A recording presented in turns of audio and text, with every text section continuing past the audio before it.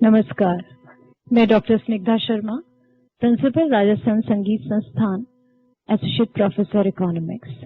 आज हम बजट पर बात करते हैं, यूनियन बजट एंड राजस्थान का राज्य बजट। तो सबसे पहले हम हाइलाइट्स देखेंगे यूनियन बजट की, जो कि अभी हाल ही पेश हुआ है। और ये जो विषय है बजट का, वो अर्थशास्त्र में इतना महत्वपूर्ण टॉपिक है कि इसमें लगभग सभी विषयों पर, चाहे वो आरएएस आईएएस हो, चाहे वो कोई भी कॉम्पिटिटिव एग्जाम्स हो, और इसके अलावा बीए पास कोर्स हो, सभी में ये बजट का मुद्दा बहुत महत्वपूर्ण है। तो आइए हम आज बजट के बारे में बात करते हैं।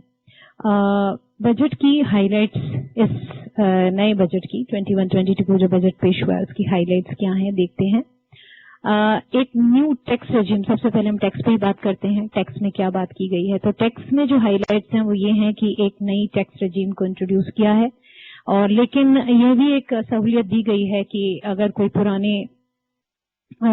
जो पुराने सिस्टम्स थे, जो एग्जाम्पशंस थे, जो वो छूटें थी, उनको अगर लेकर के कोई अगर अपना बजट, अपना जो टैक्स का कैलकुलेशन करना चाहता है तो वह भी अलाउड है। नेक्स्ट, इन्होंने 70 डिडक्शंस को रिमूव कर दिया है, और फिर इन्होंने कंपनीज को एक और सहूलियत दी है कि डीडीटी, जो इनका डिविडेंड डिस्ट्रीब्यूशन टैक्स होता है, उसको समाप्त कर दिया है। फिर Aadhaar based verification for GST compliance को इंट्रोड्यूस करने जा रहे हैं, जिसमें आधार बेस्ड वेरिफिकेशन होगा जीएसटी कंप्लायंस हो रही है कि नहीं हो रही, इस आधार नंबर वाले ने किया कि नहीं किया। नेक्स्ट, हम इकोनॉमी एंड फाइनेंस पर बात करते हैं। तो इन्होंने बैंक डिपॉजिट इंश्योरेंस कवर को बढ़ा दिया है, 1 लाख से 5 लाख पर डिपॉजिटर कर दिया है। दूसरा, गवर्नमेंट प्लान्स हैं कि वो कंपनीज एक्ट को थोड़ा अमेंड करे जिससे कि सिविल ऑफेंसेस कम हो सके। नेक्स्ट है, गवर्नमेंट ने अपना जो एलआईसी में है और पब्लिक ऑफरिंग के माध्यम से अपना जो दाव है उसको सेल कर रहे हैं। नेक्स्ट, एग्रीकल्चर में इन्होंने जो एग्रीकल्चर सेक्टर की अगर हम बात करते हैं तो उसमें एग्रीकल्चर में जो आवंटन है बजट का, एग्रीकल्चर और एलाइड एक्टिविटीज के लिए 2.83 लाख करोड़ एलोकेशन करा है एग्रीकल्चर एंड एलाइड एक्टिविटीज के लिए। दूसरा, इन्होंने ये एक बात को तय किया है कि फार्मर्स की जो इनकम है उसको डबल कर दिया जाएगा 2022 तक। So this is also one of the important highlight of budget. Next है, agri credit availability set at 15 lakh crore for 2021। और जो एग्री क्रेडिट अवेलेबिलिटी है, यानी कि एग्रीकल्चर्स के लिए जो हम उधार देते हैं, लोन देते हैं, जो क्रेडिट अवेलेबिलिटी है वो 15 लाख करोड़ तक की कर दी जाएगी।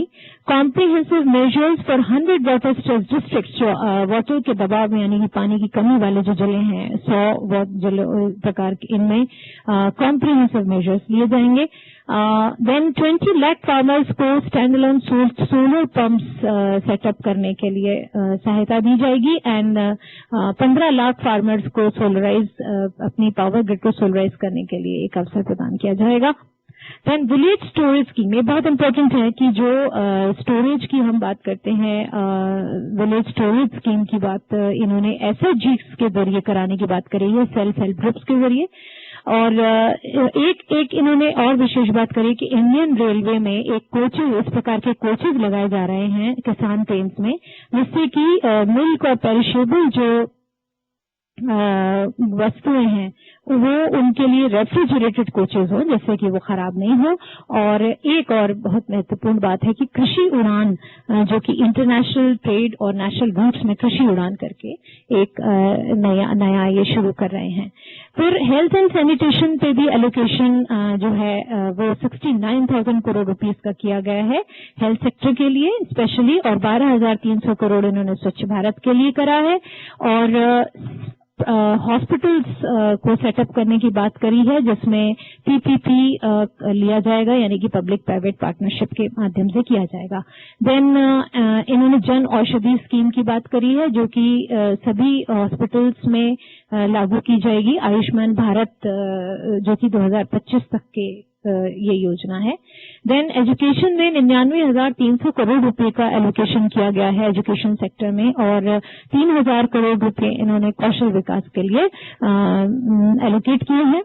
अर्बन लोकल बॉडीज को इंटर्नशिप प्रोवाइड करने के लिए कहा गया है इंजीनियर्स को, जो नए इंजीनियर बच्चे जो इंजीनियरिंग करके आते हैं, ग्रेजुएशन करके आते हैं, इनको इंटर्नशिप करनी होती है, तो अर्बन लोकल बॉडीज में हम इनका सहयोग ले लेंगे और इनको एक अनुभव प्रदान करेंगे कि किस प्रकार से शहर में नगर निगम और नगर परिषद काम करते हैं, जहां जहां इन इंजीनियर्स की जरूरत पड़ सकती है। नेक्स्ट है degree level full fledged online education programmes जो हैं वो by institutions ranked in top 100 in NIRF ranking, especially to benefit underprivileged students. Degree level full fledged online education programmes किए जा रहे हैं, जो कि 100 जो इंस्टीट्यूशंस हैं टॉप के, उनके माध्यम से, ताकि जो अंडर प्रिविलेज विद्यार्थी हैं उनको फायदा हो सके। और एक नेशनल पुलिस यूनिवर्सिटी की स्थापना की बात की गई है और नेशनल फॉरेंसिक साइंस यूनिवर्सिटी भी खोली जा रही है। और इनसेट एग्जाम शुरू किया जा रहा है, जो कि एशिया और अफ्रीका के जो बच्चे हैं जो भी भारत में पढ़ना चाहते हैं उनके लिए ये इस प्रकार का एक एंट्रेंस टेस्ट शुरू किया जाए। देन इंफ्रास्ट्रक्चर पर बजट में प्रपोज किया है 1.7 lakh crore rupees for transport infrastructure, और नेशनल लॉजिस्टिक्स पॉलिसी को भी ये बहुत जल्दी इसको रिलीज करने वाले हैं। चेन्नई बेंगलुरु एक्सप्रेस भी स्टार्ट होने वाला है, और they aim to achieve electrification of 27,000 kilometre of lines, और plan to have a large solar power capacity for Indian railways. Then government also proposes a Bangalore suburban rail project at a cost of 18,600 crores, and government to monetize 12 lots of national highways by 2024. Then 100 more airports will be developed by 2024 to support Udaan. So these were the highlights for infrastructure, and for infrastructure there are other highlights also for the telecom sector. Telecom sector के लिए ये बात है कि 53.986 करोड़ की जो next financial year तक की जो एक्सपेक्टेड रिसीट्स हैं, और according to the budget documents ये बताया जा रहा है कि रेवेन्यू एस्टिमेट्स इसके ये हैं। तो फाइनेंस मिनिस्ट्री ने 2021 के उसमें प्रोजेक्ट किया है कि 1.33 लाख करोड़ टेलीकॉम सेक्टर से रिसीट्स आएंगी, और इसके अलावा receipts under other communication services mainly relate to the licence fee from telecom operators and receipts on account of spectrum usage charges. Department of telecom collects recurring licence fee from various telecom service provides licence bites. तो ये भी इन्होंने कहा है कि इस प्रकार के लाइसेंसेस के माध्यम से भी रिसीट्स बढ़ेंगी। The license fee is levied at 8% of the adjusted gross revenue (AGR), which is considered as income from sale of telecom services. The lowering of revenue estimate जो कि लोअर हुआ है, जैसे 33,737 करोड़ से ये थोड़ा सा steeply slash हुआ है. So lowering of revenue estimate comes at a time when the government has set the ball rolling for the spectrum auction, in which radio waves valued at 3.92 lakh crore will be put on the block. तो telecom के लिए भी इनके पास में जो ये कुछ highlights थी, और एग्रीकल्चर इंफ्रास्ट्रक्चर में cess to come up in certain items, cess लगाया जाएगा, जैसे agriculture infrastructure and development cess AIDC has been proposed on petrol and diesel. It will be rupees 2.5 liter on petrol and rupees 4 liter on diesel. Consequent to imposition of AIDC यानी कि agriculture infrastructure development cess जो है उसके imposition के consequences में the basic excise duty यानी कि BED and special additional excise duty यानी कि SAED on petrol and diesel is being reduced so that consumer does not have to bear any additional burden on it. ये main highlights इसके रहे. और custom duty में भी इन्होंने कुछ चेंजेस की हैं कि duty of copper scrap reduce करा है 2.5%, और custom duty on gold and silver को भी रैशनलाइज किया जा रहा है, और इंपोर्टेड सोलर इन्वर्टर्स पर 5 to 20% ये ड्यूटीज रेज कर रहे हैं, और सोलर लैंटर्न्स पर 5 to 15% कर रहे हैं. नायलॉन के प्रोडक्ट्स पर इन्होंने 5% कस्टम ड्यूटी लगाई है, और टनल बोरिंग मशीन्स को अट्रैक्ट कर रहे हैं, कस्टम को 7% किया है. Exemption on certain leather will be withdrawn. And चमड़े पर जो एग्जेम्पशन था, छूट थी, उसको खत्म किया जा रहा है। To benefit farmers they are raising custom duty on cotton from 0 to 10%। So ये विशेष हाईलाइट्स इसकी हैं। जीएसटी कस्टम्स के बाद में अब हम जीएसटी के लिए भी इन्होंने कहा है कि कवरेज वैसे पहले से बढ़ा था, तो इसके लिए ये रिव्यू कर रहे हैं 400 ओल्ड एग्जाम्पशंस को, किस तरह से वो इसको और कॉम्प्रिहेंसिव तरीके से जीएसटी काउंसिल को इन्होंने कहा है कि स्मूथन कैसे किया जाएगा जीएसटी को।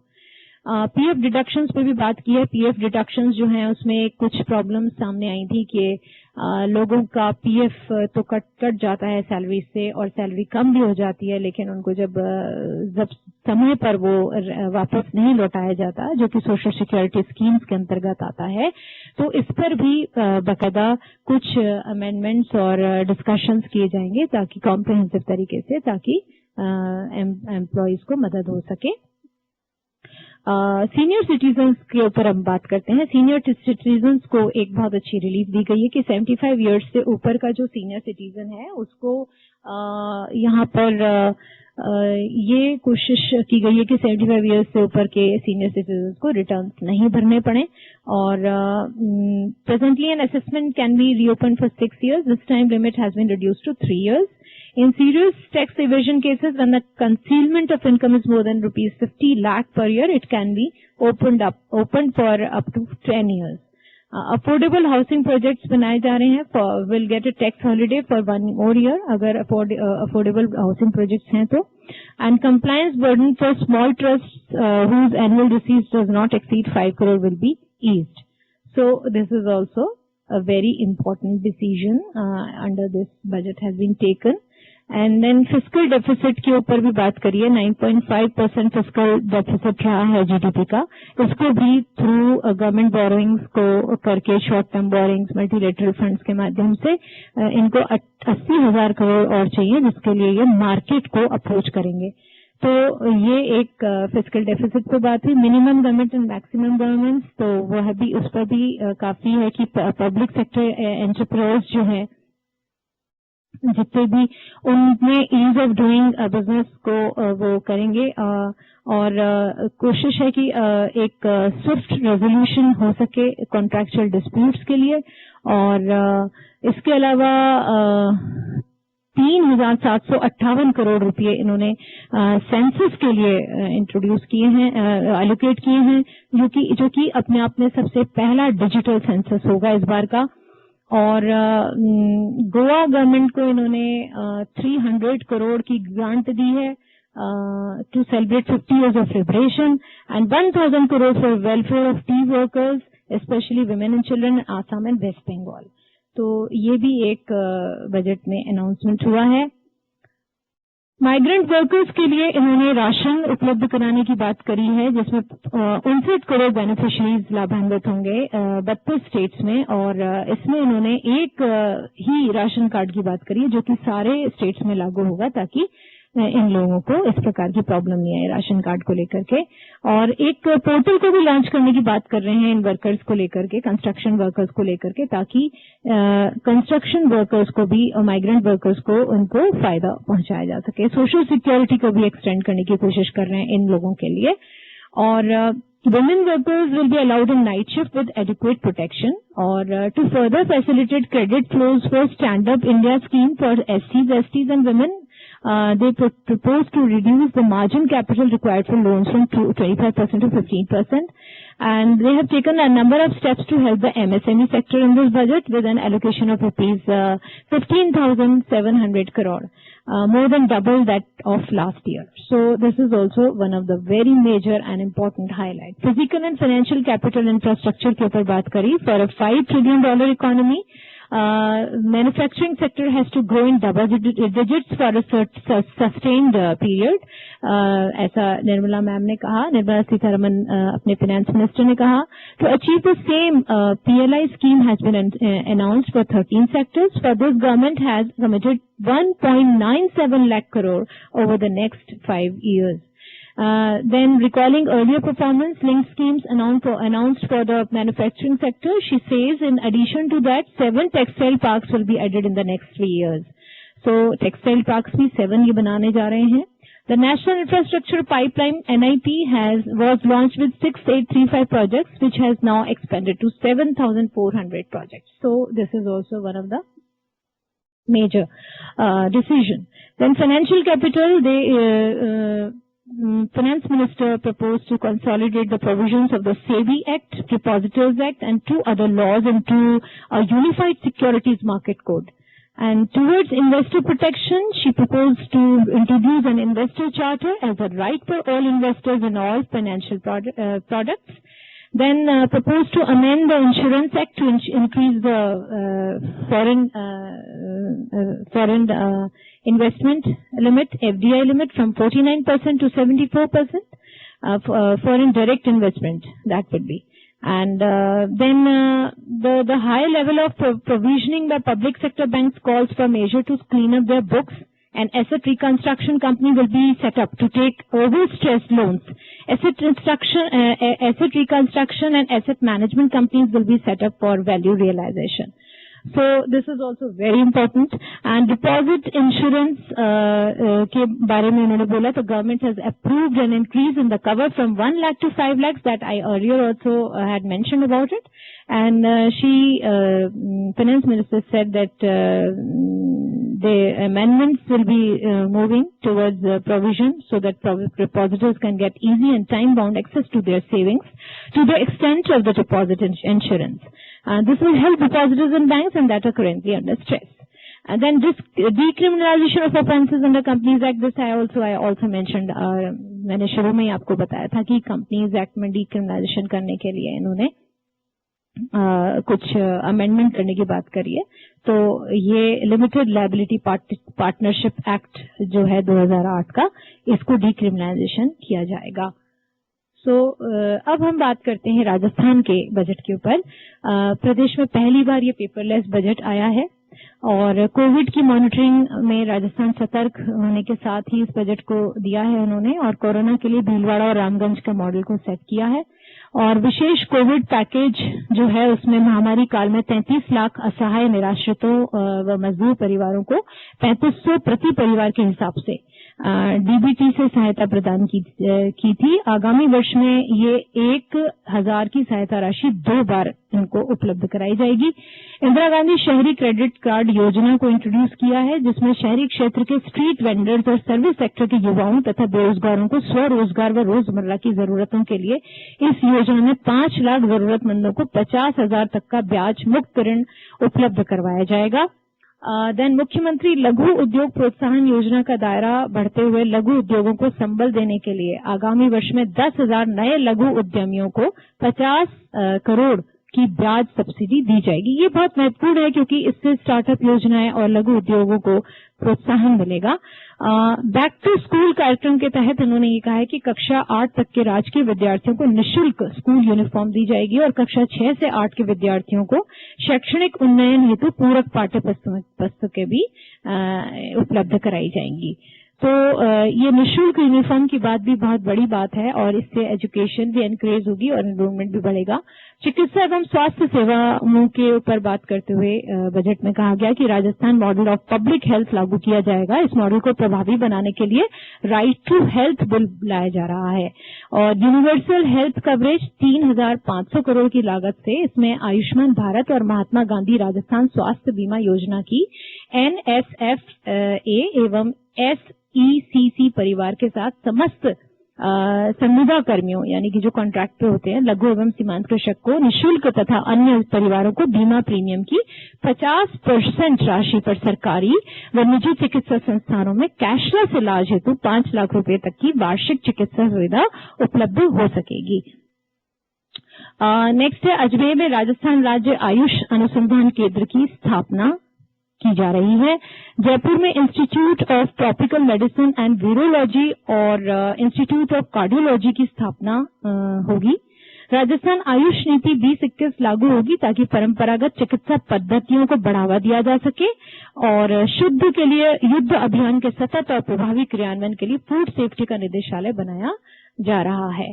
फिर सड़क सुरक्षा के ऊपर बात करते हुए कहा गया कि जीवन रक्षक योजना के अंतर्गत जो गंभीर रूप से घायल होते हैं, अक्सर ऐसा होता था कि डॉक्टर्स उनको टेस्ट नहीं करते थे, लेकिन अभी बिना पहचान के भी उनका इलाज किया जा सकेगा और उनको समय से अस्पताल पहुंचाकर जीवन बचाने वाले भले व्यक्तियों को 5,000 रुपए और 5 प्रशस्ति पत्र भी दिए जाएंगे। और ओवर स्पीड और ओवरलोड वाहनों पर रोक लगाने के लिए एक इंटीग्रेटेड ट्रैफिक मैनेजमेंट सिस्टम विकसित किया जा रहा है। इस तरह से एक तरीके से सेवा को भी एनकरेज किया जा रहा है, प्रोत्साहित किया जा रहा है। शिक्षा के क्षेत्र में इन्होंने शांति एवं अहिंसा निदेशालय स्थापना की घोषणा की है, जिसके अंतर्गत पुस्तकालयों की संख्या बढ़ाई जा रही है और गांधी जी के विचारों पर मूल्य का प्रसार किया जाएगा। जयपुर में महात्मा गांधी संस्थान खोला जा रहा है, गांधी दर्शन म्यूजियम बनाया जाएगा और Mahatma Gandhi institute of governance and social science की स्थापना की जा रही है। जोधपुर में फाइनटेक डिजिटल यूनिवर्सिटी की स्थापना की जा रही है और जयपुर में Rajasthan institute of advance landing की डीम्ड यूनिवर्सिटी की स्थापना की जा रही है। ये बहुत महत्वपूर्ण कदम है, जिससे रोजगार भी मिलेगा और नए तरीके से हमें शिक्षा प्राप्त करने के नए आयाम भी मिलेंगे। Rajiv Gandhi centre of advance technology और कैट स्थापना की जाएगी, ताकि युवाओं को नवीनतम टेक्नोलॉजी जैसे artificial intelligence, machine learning, robotics और वर्चुअल रियलिटी में सर्टिफिकेशन कोर्स मिल सकेगा। विद्या संबल योजना, ताकि विभिन्न शिक्षण संस्थाओं में विशेषज्ञों को गेस्ट फैकल्टी के रूप में रखा जा सकेगा। और साइंस एंड स्पेस क्लब खोले जाएंगे, जिसमें नासा एस्ट्रॉइड खोज अभियान चलाया जाएगा। युवा एवं रोजगार के ऊपर बात करते हुए मुख्यमंत्री युवा संबल योजना 2019 को प्रभावी तरीके से चलाया जाएगा। राजीव गांधी युवा कोर का गठन किया जाएगा, कोर ग्रुप का, जिसमें कि बहुत सारे वॉलंटियर्स चुने जाएंगे। सरकार की योजना की जानकारी आमजन तक पहुंच सके, इसके लिए 2500 राजीव गांधी युवा मित्रों का चयन किया जाएगा। साथ ही 50,000 महिला व पुरुषों को राजीव गांधी युवा वॉलंटियर बनाया जाएगा। समान पात्रता परीक्षा की बात की गई है। समान पात्रता परीक्षा, ताकि एक जैसी पात्रता वाली विभिन्न प्रतियोगी परीक्षाओं के स्थान पर एक परीक्षा होगी, बार बार अलग अलग परीक्षा नहीं होगी। साथ ही प्रमाणीकरण व पुलिस वेरिफिकेशन भी एक साथ हो सकेगा। ब्लॉक्स में खेल स्टेडियम निर्मित करने के लिए मेजर ध्यानचंद स्टेडियम योजना आरंभ की जा रही है और कृषक एवं पशुपालक कल्याण योजना शुरू की जा रही है, जिसमें अन्नदाता के बेहतर भविष्य व उनके हितों के संरक्षण के लिए आगामी वर्ष कृषि बजट की भी शुरुआत की जाएगी। तो कृषि बजट की भी बात की जा रही है। मुख्यमंत्री कृषक साथी योजना एक शुरू की जा रही है, जिसमें अनुदान आधारित इस योजना में कृषकों को निःशुल्क बायो फर्टिलाइजर्स एवं डीईयू जेम्स दिए जाएंगे। कृषकों के लिए कंपोस्ट यूनिट की स्थापना, कृषकों को माइक्रो न्यूट्रिएंट्स किट उपलब्ध कराए जाएंगे। कृषकों को उन्नत किस्म के बीज, डिग्गी फार्म पॉन्ड और किसानों को स्प्रिंकलर में मुफ्त विकल्प दिए जाएंगे। कृषि विद्युत वितरण कंपनी, ताकि खेती हेतु पर्याप्त बिजली की उपलब्धता, बिजली खरीद में पारदर्शिता, अच्छा प्रबंधन किया जा सके। और जीरो बजट नेचुरल फार्मिंग, ताकि प्रदेश में खेती की लागत को कम करने और प्राकृतिक खेती को बढ़ावा दिया जाने के लिए जीरो बजट नेचुरल फार्मिंग की जाएगी। 102 मोबाइल वेटरनरी सेवा, ताकि आपातकाल में पशु चिकित्सा उपलब्ध हो सके। और पशु चिकित्सा सेवाओं को सुदृढ़ व आधुनिक बनाने हेतु एक पशु चिकित्सालय में राजस्थान पशु चिकित्सा रिलीफ सोसाइटी का गठन भी किया जाएगा। राजस्थान इन्वेस्टर्स समिट का आयोजन होगा, जयपुर में किया जाएगा उसका आयोजन। और आईटी प्रोफेशनल को विकसित करने के लिए फाइनटेक पार्क स्थापित किए जाएंगे। सामाजिक सुरक्षा हेतु अनुसूचित जातियों व अनुसूचित जनजातियों के सर्वांगीण विकास को सुनिश्चित करने के लिए राजस्थान पैटर्न लागू करते हुए इसके अंतर्गत Rajasthan schedule caste and schedule tribe development कानून बनाया जा रहा है। मुख्यमंत्री अनुकृति कोचिंग योजना के अंतर्गत कक्षा 11-12 में अकेडमिक कोर्सेज तथा कॉलेज के अंतिम 2 वर्षों में रोजगार हेतु प्रोफेशनल कोचिंग संस्थानों के माध्यम से तैयारी भी कराई जाएगी। लीलूड़ी बड़ली शहीद स्मारक का गांव भूला सिरोही में कार्य पूरा करवाया जाएगा। और सड़क शहरी विकास में नवीन राज्य सड़क निधि 2021 लाई जाएगी। विधायकों के आवास के लिए कॉन्स्टिट्यूशन क्लब बनाया जाएगा। ऊर्जा नीति 2021 से 2050 तक जारी की जाएगी। ताल छापर चूरू में वन्यजीव प्रबंधन प्रशिक्षण केंद्र, जोधपुर में पद्मश्री कैलाश संकला स्मृति वन स्थापित किया जाएगा। औषधीय पौधों की विविधता और गुणवत्ता को बढ़ावा देने के लिए घर घर औषधि योजना प्रारंभ करते हुए तुलसी, गिलोय, अश्वगंधा आदि पौधे नर्सरी से मुफ्त में उपलब्ध कराए भी जाएंगे। पर्यटन में शेखावटी पर्यटन सर्किट, गोडवाड़ पर्यटन सर्किट और धार्मिक पर्यटन सर्किट बनाए जाएंगे। पर्यटकों के आकर्षण और मनोरंजन हेतु पुष्कर, अजमेर स्थित होकरा और सूरजकुंड में टूरिस्ट कॉम्प्लेक्स बनाए जाएंगे। जैसलमेर में मूल सागर और अमर सागर समरोड पर ढोला मारू टूरिस्ट कॉम्प्लेक्स बनाया जाएगा। इस कॉम्प्लेक्स में Rajasthan folk art training institute की स्थापना भी की जाएगी। सभी जिलों में 30 मार्च को राजस्थान दिवस बनाया जाए, जिससे कि जितने कलाकारों को फायदा हो सके, उनको एक मंच प्रदान हो सके और उसके लिए कलाकारों को अपनी कला का प्रदर्शन संभव हो सके। इसके लिए बहुत ही बृहद स्तर पर सभी जिलों में 30 मार्च को राजस्थान दिवस मनाया जाएगा। Nehru youth cultural exposure programme, जिसमें युवा शक्ति को अन्य राज्यों की संस्कृति से रूबरू कराया जाएगा और सुशासन के लिए social and performance audit authority का गठन होगा, ताकि सरकार की विभिन्न कल्याणकारी योजनाएं जो है वो जरूरतमंद तक सही मायने में पहुंच रही है कि नहीं पहुंच रही, टारगेट ग्रुप तक सहजता से, सुगमता से पहुंच रही है कि नहीं पहुंच रही, इस पर एक बाकायदा एक तरीके से नजर रखी जा सकेगी। केंद्र सरकार की योजना के तर्ज पर राजस्थान गवर्नमेंट हेल्थ स्कीम लागू की जाएगी और मध्य संयम हेतु सर्वे किया जाएगा, जिसमें श्री गुरुचरण छाबड़ा जन जागरूकता अभियान चलाया जाएगा।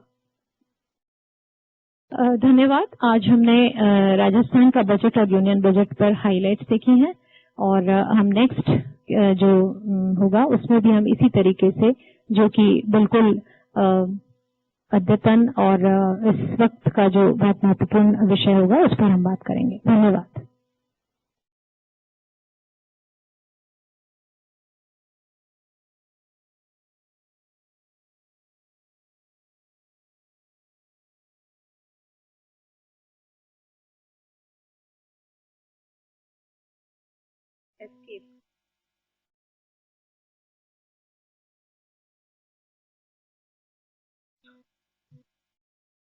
हाँ।